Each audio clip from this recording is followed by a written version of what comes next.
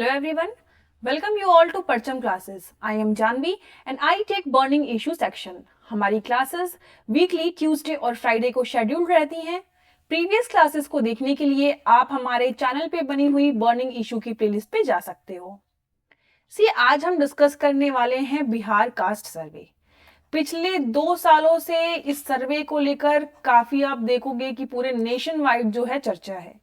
Cast सर्वे जो है 1931 के बाद हमने भारत के अंदर देखा कि कंडक्ट ही नहीं कराया गया. यहाँ पे कई बार जब भी कास्ट को काउंट करने का, कास्ट की इंडिविजुअलिटी पे सोसाइटी को अलग अलग हिस्सों में देखने की बात कही गई है, तब जो है काफी सारे यहाँ पे अलग अलग व्यू पॉइंट इस कास्ट सर्वे को लेकर निकल के आए हैं.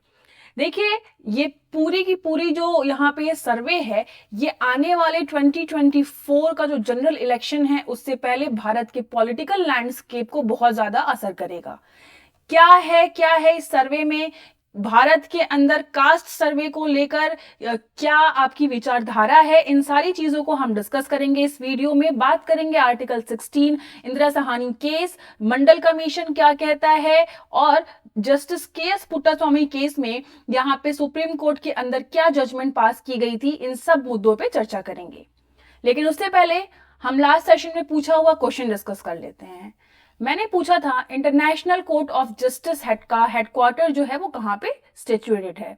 तो आपका आंसर हो जाएगा सी, द हेग, नीदरलैंड्स.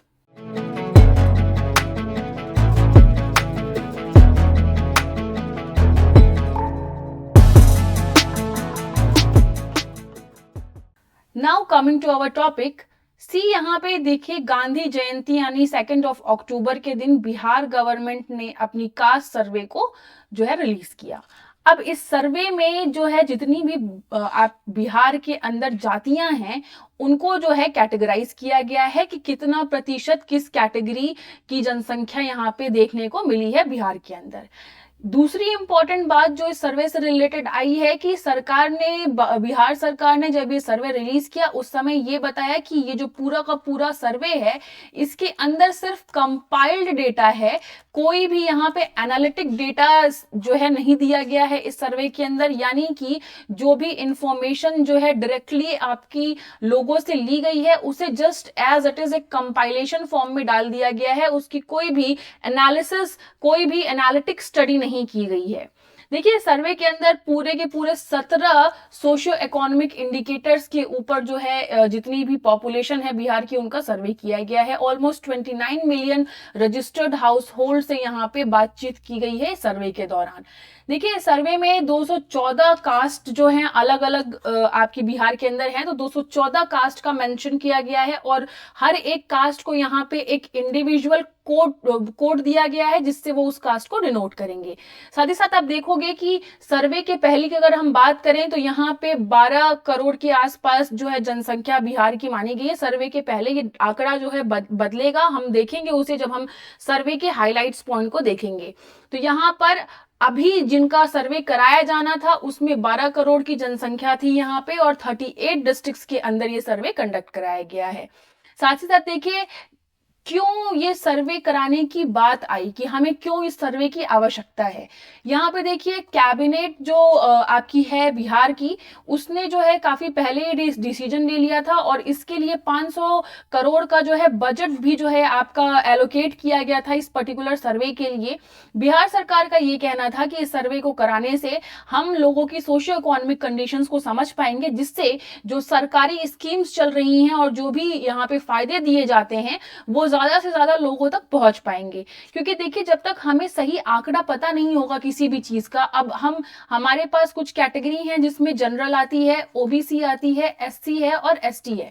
जब तक हमें सबकी इंडिविजुअल जो है जानकारी नहीं मिलेगी कि किसकी जनसंख्या कितनी है, तो हम किस आधार पर जो है उनके लिए जो स्कीम्स हैं, जो वेलफेयर स्कीम्स हैं वो निकालेंगे. यहाँ पे इस सर्वे में देखिए 2 चीजों के ऊपर ध्यान दिया गया है. एक तो उस परिवार की जिसका सर्वे लिया जाएगा, जिस फैमिली का, तो उस फैमिली की इकोनॉमिक कंडीशन क्या है. अब उस फैमिली में यहाँ पे इंडिविजुअलिटी पे नहीं जाया जाएगा, होल फैमिली की इकोनॉमिक कंडीशन क्या है और पूरा कास्ट क्या है उनका, ये दो चीजें इसमें रिकॉर्ड की जाएंगी। इस सर्वे के पहले फेज में यहाँ पे आपकी हाउस लिस्टिंग एक्सरसाइज कंडक्ट कराई गई थी। फिर दूसरे फेज में यहाँ पे आपका जितनी भी कास्ट, सब कास्ट और रिलीजन है लोगों के, उनके डेटा को कलेक्ट किया गया। नाउ अब देखिए यहाँ पर ये जब सर्वे कराने की बात हुई तो शुरू से ही हाई कोर्ट्स और सुप्रीम कोर्ट में काफी सारे पीआईएल जो है दाखिल किए गए कि ये जो सर्वे है ये बिल्कुल ही गलत है, ये सही तरीके से कंडक्ट नहीं कराया जा रहा है, और अगर ये कास्ट सेंसस सर्वे कराया जाता है तो इसका जो इम्प्लीकेशन होगा वो हमारे सोसाइटी पे बहुत खराब पड़ेगा। तो देखते हैं कि किस किस ग्राउंड, क्या क्या ग्राउंड है इसके चैलेंज के। देखिए सबसे पहले यहाँ पे जो कंसर्न का पॉइंट निकल के आ रहा है वो ये कि ये जो सर्वे है ये व्यक्ति की जो राइट टू प्राइवेसी है, जो कि आप देखोगे कि यहाँ पे justice KS. Puttaswamy versus union of India 2017 में ये बताया गया कि जो भी पर्टिकुलर पर्सन है उसके पास राइट टू लाइफ है, और उस कोई भी इंडिविजुअल है अगर उससे कोई उसकी इनकम, रिलीजन या फिर कास्ट से जो है रिलेटेड क्वेश्चन करता है तो ये उसकी राइट टू लाइफ को जो है वो आप कह लो हैम्पर करता है, या फिर उनका जो फंडामेंटल राइट है उसको वायलेट करता है। तो सबसे पहला पॉइंट ये निकल के आ रहा है। दूसरा यहाँ पे जो कंसर्न की बात ये कही जा रही है कि स्टेट गवर्नमेंट जो है सेंसस कैसे कंडक्ट करा सकती है, जबकि entry 69 of union list 7th schedule के अंदर दिया हुआ है कि जो सेंसस है वो सिर्फ और सिर्फ यूनियन कंडक्ट कराएगी, यानी यूनियन गवर्नमेंट, क्योंकि ये यूनियन लिस्ट का हिस्सा है, यूनियन लिस्ट की एंट्री में आता है। तो बात समझिए यहाँ पे। तो दूसरा पॉइंट ये निकल के आया। तीसरी चीज यहाँ पे ये भी कही गई कि जो डेटा है, जो भी यहाँ पे डेटा कलेक्ट किया जाएगा, क्या यहाँ पे मतलब क्या अकाउंटेबिलिटी रहेगी सरकार की तरफ से कि वो सारा का सारा डेटा सिक्योर रहेगा, लीक नहीं होगा। आपको पता है कि ये जो डेटा लीक है इसकी बहुत बड़ी समस्या जो है भारत के अंदर देखने को मिली है। अक्सर जो है हमारे डेटा जो है सुरक्षित नहीं होते हैं, और जब से डिजिटलाइजेशन आया है सरकार बार बार कोशिश कर रही है कि हम बेहतरीन तरीके से जो है एक डेटा प्रोटेक्शन बिल लेके आ सके, सो दैट जितने भी हमारे नागरिक हैं उनका जो भी डेटा है वो प्रोटेक्टेड रहे। तो ये 3 कंसर्न जो है सर्वे से रिलेटेड निकल के आ रहे थे। क्या कहा इसमें कोर्ट ने?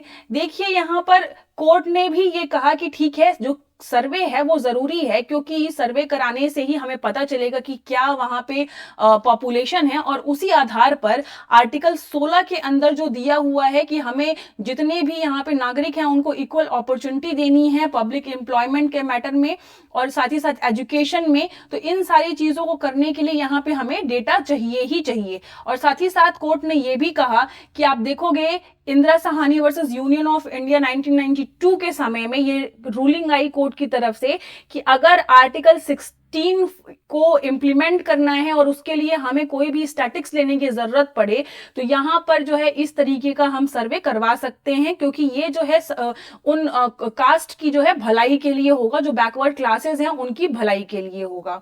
तो ये सारी चीजें यहाँ पे कोर्ट ने कही। जो दूसरा मुद्दा था यहाँ पे देखिए, अब जितने भी ये कंसर्न निकल के आए तो बिहार गवर्नमेंट ने किस तरीके से यहाँ पे कोर्ट को सेटिस्फाई किया कि नहीं ये सारी चीजें जो है नहीं होंगी और जो हम सर्वे कंडक्ट करा रहे हैं वो सही है।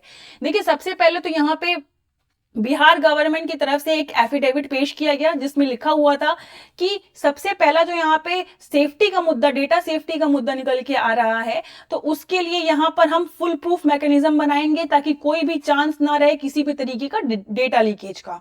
दूसरी बात जहां तक रही आपकी यूनियन लिस्ट की एंट्री में, तो यहां पर देखिए 2011 में भी जो है केंद्र सरकार ने यहां पे एक सोशियो इकोनॉमिक कास्ट सेंसस करवाने की कोशिश की थी, जिसका अभी तक डेटा आपको नहीं रिलीज किया गया है, पब्लिक नहीं किया गया है। हम इसके बारे में भी बात करेंगे कि क्या हुआ था 2011 में और क्या इससे समस्याएं जुड़ी थी। लेकिन यहाँ पे ये समझिए बस अभी की बिहार गवर्नमेंट ने ये एक रेफरेंस देते हुए कोर्ट को कहा कि देखिए कॉन्करेंट लिस्ट की एंट्री नंबर 45 के तहत जो भी सब्जेक्ट आएंगे उनमें यूनियन और स्टेट दोनों नियम बना सकते हैं, और उसी कॉन्करेंट लिस्ट की आप कह लो कि एंट्री नंबर 94 जो है वो बिल्कुल ही यूनियन लिस्ट की एंट्री की तरह है, जिसमें ये लिखा हुआ है कि दोनों ही के पास यानी स्टेट और यूनियन गवर्नमेंट के पास ये पावर है कि वो कोई भी स्टैटिक्स डेटा कलेक्ट कर सकती है in order to achieve economic and social planning goals. तो यहां पर ये जो है पॉइंट देकर आपका बिहार गवर्नमेंट ने कहा कि हम इस बेसिस पे ये सर्वे कंडक्ट करा रहे हैं। दूसरी चीज जो रही कि हम हर एक इंडिविजुअल से यहाँ पे राइट टू प्राइवेसी की जो बात निकल के आ रही थी, तो यहाँ पे देखिए राइट टू प्राइवेसी के लिए ये कहा गया कि हम किसी भी इंडिविजुअल पर्सन की जानकारी नहीं ले रहे हैं कि हम हर फैमिली में जाके उस फैमिली के हर एक पर्टिकुलर मेंबर से या फिर इस तरीके से कोई यूनिट इंडिविजुअल पे सर्वे करवाएंगे। आप समझिए सर्वे और सेंसस में फर्क होता है। आप सब मुझे कमेंट सेक्शन में बताओगे इन दोनों में क्या डिफरेंस है। तो देखिए यूनिट इंडिविजुअल पे हम यहाँ पे कोई भी चीजें नहीं पूछ रहे हैं, हम basically head of the family से दो चीजों का यहाँ पे सर्वे करना है कि क्या आपकी फैमिली के अंदर इनकम है और दूसरी क्या आपकी कास्ट है। इन केस अगर कोई भी फैमिली प्रेजेंट नहीं होती है तो ये ऐसी इंफॉर्मेशन है जो हम उनके रिलेटिव्स या फिर नेबर्स यानी पड़ोसियों से भी ले सकते हैं। तो इसमें कहीं भी किसी की राइट टू प्राइवेसी का क्या कहते हैं कंसर्न नहीं आएगा, क्योंकि ये सब हम बेसिक इंफॉर्मेशन पूछ रहे हैं जो रिलेटिव और फ्रेंड के थ्रू भी ली जा सकती है। तो ये सारी चीजें बिहार गवर्नमेंट ने कही और फाइनली जो है आप देखोगे कि इसके बाद जो है ये सर्वे कंडक्ट कराया गया और 2 अक्टूबर को ये सर्वे जो है रिलीज किया जाता है। क्या है इस सर्वे के अंदर, देखिए सबसे जो पहली बात निकल के आई है कि जो टोटल ओवरऑल पॉपुलेशन है वो 13 करोड़ तक पहुंच गई है और जिसमें ओबीसी का परसेंटेज है 27% और जो और बैकवर्ड क्लास हैं उनका परसेंटेज है 36%। तो देखिए यहाँ पे बैकवर्ड और एक्सट्रीमली बैकवर्ड क्लास मिलके टोटल पॉपुलेशन जो है 63% तक बना रहे हैं। वही जनरल कैटेगरी की बात जो है करें अगर, तो जनरल कैटेगरी सिर्फ 15.5% है बिहार के अंदर और एससी 20% है और 1.6% जो है आपके शेड्यूल्ड ट्राइब्स की जनसंख्या निकल के आई है। अब देखिए यहाँ पे बात समझिए, अगर हम बात करें मंडल कमीशन की भी, तो हमने लास्ट बीआई में भी डिस्कस किया था। यहाँ पे कास्ट सेंसस के 2-3 लेक्चर्स में रेफरेंसेस आए थे, तो हमने बताया था कि जब हम विश्वकर्मा स्कीम पढ़ रहे थे तब भी हमने देखा कि किस तरीके से ओबीसीज जो है बहुत ही यहाँ पे एक क्रूशियल वोट बैंक की तरह निकल के आ रहे हैं।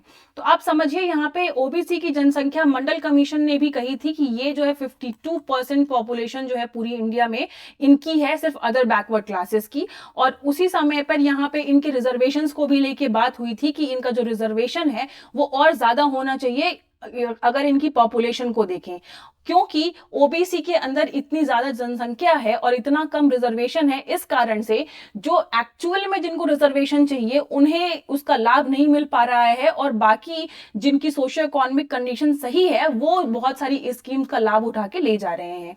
तो ये भी जो है कंसर्न का पॉइंट हमेशा से ही रहा है और इस कारण से भी जो इस सेंसस के फार में, मतलब जो इन सेंसस के साथ में है जिनका व्यू पॉइंट, वो कहते हैं कि इस कारण से हमें यहाँ पे डेटा कलेक्ट करने की आवश्यकता है। तो देखिए यहाँ पे ओबीसी की अगर हम बात करें तो ये जब से ये रिपोर्ट रिलीज हुई है इसके बाद जो भी एक्सपर्ट हैं उनका ऐसा मानना है कि जो 1992 के बाद 1990 के बाद यहाँ पर आपको मंडल कमीशन का जो पूरा एक रिपोर्ट थी उसकी इम्प्लीमेंटेशन के बाद जो आपको पॉलिटिक्स देखने को मिली थी भारत के अंदर, वो हो सकता है कि आप 2024 के जनरल इलेक्शंस के पहले भी देखो। पॉलिटिकल लैंडस्केप में मैं ज्यादा नहीं जाऊंगी, बस एक आपको आइडिया चाहिए सो दैट आप समझ सको कि देश के अंदर किस तरीके की परिस्थिति चल रही है। नाउ देखिए आज तक क्यों कोई भी जो है यहाँ पे कास्ट सेंसस डेटा जो है नहीं करवाया गया। अगर मैं बात करूं तो यहाँ पे जब कोई भी नया डिकेड शुरू होता है तो यहाँ पे आपका सेंसस कंडक्ट करवाया जाता है, लेकिन उस सेंसस के अंदर आप देखोगे कि शेड्यूल्ड ट्राइब और शेड्यूल्ड कास्ट के अलावा और कोई भी जो है डेटा जो है किसी भी कास्ट का कलेक्ट नहीं किया जा सकता है। यहाँ देखो 52% टोटल ओबीसी पॉपुलेशन है, ये पूरा इंडिया का डेमोग्राफी है। यहाँ पे जनरल जो है 22.8% है, एससी 16.6% और एसटी 8.6%। तो यहाँ पर जो है 1931 के बाद कोई भी जो है कास्ट सेंसस भी कंडक्ट नहीं कराई गई। जनसंख्या होती है लेकिन जनसंख्या में सिर्फ एससी और एसटी का ही कास्ट जो है निकाला जाता है, जो हर एक डेकेड के स्टार्टिंग में होती है। यहाँ पर देखिए सही तरीके से मैंने बताया अभी कि अगर आपको परसेंटेज और जनसंख्या ना पता हो किसी भी कास्ट की तो यहाँ पे दिक्कतें आती हैं कि किस तरीके से हम वेलफेयर स्कीम्स को लेकर आगे बढ़े। तो जब सुप्रीम कोर्ट ने ये सवाल पूछा सरकार से कि बार बार जो है, क्योंकि देखिए जब से कास्ट सेंसस का मुद्दा शुरू हुआ है बहुत सारे स्टेट जो है इसकी डिमांड कर रहे हैं। यूनियन गवर्नमेंट से जब पूछा गया तो यूनियन गवर्नमेंट ने कहा कि देखिए जो पूरा प्रोसीजर है कास्ट सेंसस कंडक्ट करवाने का, ये बहुत ही ज्यादा जो है डिफिकल्ट और बल्कि है। इवन जब प्री इंडिपेंडेंस एरा में भी ये सेंसस कंडक्ट कराया गया था तो जो पूरी की पूरी रिपोर्ट थी वो सही तरीके से कंप्लीट नहीं थी, बिल्कुल एक्यूरेट नहीं थी और कई सारे टेक्निकल फॉल्ट्स देखने को मिले थे। इवन 2011 का जो सोशियो इकोनॉमिक का सेंसस करवाया गया था उसे भी सिर्फ इस वजह से पब्लिक नहीं किया गया क्योंकि उसमें बहुत सारे टेक्निकल फॉल्ट्स और रिपीटेटिव इंफॉर्मेशंस की जो एक आप कह लो फॉल्ट हो रहे थे, यानी कि एक ही इंसान की कई बार जो है रेपिटेटिव यहाँ पे जानकारियां जो है फाइल की गई थी। तो इस तरीके की चीजें रिपोर्ट में देखने को मिली। और उन्होंने एक और चीज कही यूनियन गवर्नमेंट में कि 1951 का जो सेंसस कंडक्ट करवाया गया था तभी से हम यहाँ पर एक कॉन्शियस पॉलिसी डिसीजन के तहत कास्ट सेंसस सर्वे नहीं कराते हैं। क्यों नहीं कराते हैं? क्योंकि हम यहां पर डिस्करेजमेंट ऑफ कास्ट चाहते हैं और इस कारण से ये कॉन्शियस पॉलिसी डिसीजन जो है बनाया गया। देखिए समझिए क्या है यहाँ पे। जब 1951 का यहाँ पे सेंसस कंडक्ट करवाया जा रहा था तो यहाँ पर उस समय की अगर आप कंडीशंस देखो तो अभी 1947 में हमारा इंडिया और पाकिस्तान का बंटवारा हुआ था। उस समय पर जो पूरी की पूरी गवर्नमेंट थी वो इतनी ज्यादा इस चीज को लेकर, इस डाइवर्सिटी को लेकर कंसर्न थी कि यहाँ पर आप देखे होंगे कि लिंग्विस्टिक स्टेट भी जब बनाने की डिमांड आई तो वहां पर भी पंडित जवाहरलाल नेहरू का ऐसा सोचना था कि हम बना कर दें ऐसे लिंग्विस्टिक बेसिस पे स्टेट्स तो कहीं और ज्यादा जो है यहाँ पे गैप और डिवाइड लोगों के बीच में ना क्रिएट हो जाए। तो इस कारण से जो है जो भी स्टेप उठाए जा रहे थे उस समय के, तो यहाँ पे भारत की डाइवर्सिटी को देख के उठाए जा रहे थे। उसी में यहाँ पे सेंसस के लिए भी एक निर्णय लिया गया। देखिए कॉन्शियस पॉलिसी डिसीजन ये आपको कहीं संविधान में नहीं मिलेगा। ये कॉन्शियस पॉलिसी मतलब होता है कॉमन सेंस से कि अगर हम बार बार कास्ट सेंसस करवाएंगे तो समाज में जो है बार बार ये डेटा जाएगा कि अच्छा इतने प्रतिशत ओबीसी हैं, इतने एससी हैं, इतने एसटी हैं, तो इससे हो सकता है कि और डिवाइड और गैप बढ़े। तो इस कारण से जो है यहाँ पर अगर हमें डिस्करेज करना है इस कास्ट चीजों को, कास्ट पॉलिसी को, तो हम एक कॉन्शियस पॉलिसी डिसीजन के तहत कास्ट सेंसस कंडक्ट नहीं करवाएंगे। तो इस तरीके की बात निकल के आई थी। और एससी और एसटी क्योंकि ये बहुत ही अति पिछड़ा वर्ग है तो इस कारण से इनकी जो है कास्ट निकाली जाती है क्योंकि इन्हें हमें वेलफेयर स्कीम्स के तहत जो है बेनिफिट्स प्रोवाइड कराने हैं। तो देखिए यहाँ पे आखिर पहली बार कब रिजर्वेशन जो है की बात हुई भारत के अंदर और कब जो है इसके लिए कमीशन बनाई गई, बात करते हैं उस पे। देखिए 1979 में प्राइम मिनिस्टर मोरारजी देसाई के अंडर यहाँ पे आपका देखोगे कि मंडल कमीशन का गठन होता है। अब इसके बाद जो है 1990 में यहाँ पे वीपी सिंह की जब गवर्नमेंट आती है तो वो ये बात कहती है कि मंडल कमीशन ने जो अपनी रिपोर्ट सबमिट की थी हम उसको इम्प्लीमेंट करेंगे, जिसमें ये दिया हुआ था कि 27% रिजर्वेशन जो है वो ओबीसी को भी दिया जाएगा। इसके पहले एससी और एसटी को रिजर्वेशन दिया जा रहा था। हमने डिस्कस किया है, आप अगर बीआई की क्लास देखोगे तो उसमें मंडल कमीशन का भी डिटेल एनालिसिस है जिसमें हमने विश्वकर्मा स्कीम के बारे में बात की है। तो देखिए यहाँ पे ओबीसी का जो है यहाँ पे रिजर्वेशन ऐड ऑन किया गया। देन अगेन जो है आप जानते हो कि कोई भी ऐसी चीज आती है तो उसको जो है चैलेंज किया जाता है। 1992 में सुप्रीम कोर्ट ने कहा, अगेन वही स्टेटमेंट जो मैंने आपको इसके पहले भी रेफरेंस दिया था कि Indira Sahni versus union of India 1992 में यहाँ पे ये कहा गया कि अगर बैकवर्डनेस हटाने के लिए हमें किसी भी जनसंख्या की, किसी भी पॉपुलेशन की अगर हमें कास्ट यहाँ पे निकालनी पड़ती है या फिर कोई भी स्टैटिक डेटा चाहिए तो इसमें कोई भी बुराई नहीं है। तो ये सारी चीजें यहाँ पे निकल के आई और 1992 में फाइनली जो है देखोगे आप कि इस डिसीजन की जजमेंट के बाद मंडल कमीशन को इम्प्लीमेंट किया गया। तो ये थी सारी स्टोरी। दो मंडल कमीशन ने जो डेटा निकाला था वो आज के समय में सही है कि नहीं, क्योंकि ऑब्वियस सी बात है कि ये इतनी पहले की बात है और अब जो है जो डेमोग्राफी है वो काफी चेंज हो गई होगी। हमने देखा कि आप देखोगे 63% जो है ओबीसी और एक्सट्रीम बैकवर्ड क्लासेस बिहार में जो है उनकी जनसंख्या कम से कम 10 से 12% तक बढ़ गई है। तो अगर हम ओवरऑल कंट्री की ले तो ओवरऑल कंट्री में भी काफी यहाँ पे कास्ट को लेकर इंडिपेंडेंस से अभी तक जो है बहुत सारे चेंजेस आए होंगे। तो देखते हैं कि अब ये बिहार का सर्वे आने के बाद बाकी सब स्टेट भी जो है अपने अपने स्टेट में इस सर्वे की डिमांड करते हैं, क्योंकि ऑलरेडी डिमांड्स चल रही हैं, बट वो 1 से 2 राज्यों में हैं। अब किस तरीके से ये कास्ट सर्वे की जो पूरी की पूरी पॉलिटिक्स है और डायनेमिक्स है, किस तरीके से ये भारत के पॉलिटिकल लैंडस्केप को असर करेगी, हम आगे भी देखेंगे। कोई भी डेवलपमेंट होता है तो हम उसे भी आगे टेक ऑन करेंगे और उसके बारे में समझेंगे। यहाँ पे देखिए, यहाँ पे फिर अगेन अगर आप बात करोगे, जो 2011 का सेंसस हुआ उसमें कम से कम 130 करोड़ भारतीयों का जो है यहाँ पे पूरा डेटा कलेक्ट किया गया। और जब ये डेटा में कई सारे फ्लॉज निकले तो उसके बाद ये भी बात हुई कि हम एक एक्सपर्ट कमेटी बनाते हैं, सो दैट अगर किसी भी तरीके से उस रिपोर्ट को एक्यूरेट और सही बनाया जा सके तो हम उस डेटा को पब्लिक कर सकें। लेकिन देखिए, यहाँ पे एक्सपर्ट कमेटी का गठन तो किया गया, जिसे हेड कर रहे थे vice chairman of NITI Aayog, but ये कमेटी कभी भी मिली नहीं और ना ही इनके कभी मेंबर्स अनाउंस हुए, तो इस कारण से इसका भी कोई मतलब नहीं हुआ। और फाइनली ये जो 2011 का आपका कास्ट सेंसस हुआ था, इसकी कोई भी वैल्यू जो है निकल के नहीं आई। नाउ अब हमने बात की कि किस तरीके से कास्ट सर्वे जो है क्या होता है भारत में, क्या इसकी हिस्ट्री रही है, क्या बैकग्राउंड रहा है, किस तरीके से ये जो सोशियो इकोनॉमिक लैंडस्केप है भारत का वो उसको असर करेगा आने वाले इलेक्शंस में भी। नाउ अब हम देखेंगे कि आज का क्वेश्चन क्या है। देखिए, मैंने आज पूछा है कि 103rd कॉन्स्टिट्यूशनल अमेंडमेंट के अंदर आप ये सारे पहले स्टेटमेंट्स को कंसीडर करो। इसमें पहला जो है दिया हुआ है कि 103rd कॉन्स्टिट्यूशन अमेंडमेंट के तहत 10% इकोनॉमिकल वीकर सेक्शन का कोटा जो है वो इंट्रोड्यूस किया गया। दूसरा यहाँ पे आपका स्टेटमेंट है कि इस अमेंडमेंट के तहत यहाँ पर आर्टिकल 15 और 16 के अंदर भी बदलाव ले आए गए।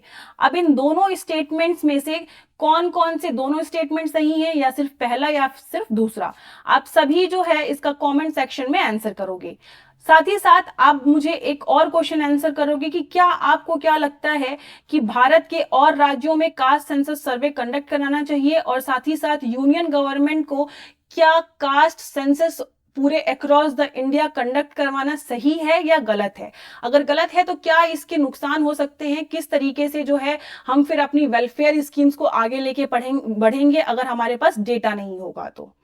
सो ये थी आज की हमारी क्लास। अगर आपको इस लेक्चर का PDF डाउनलोड करना है तो आप हमारी वेबसाइट पे जाओगे parchamclasses.in, parchamclasses.in पे जाओगे और वहां से जो है इस लेक्चर की PDF डाउनलोड करोगे। So that's all for today. Till then, take care.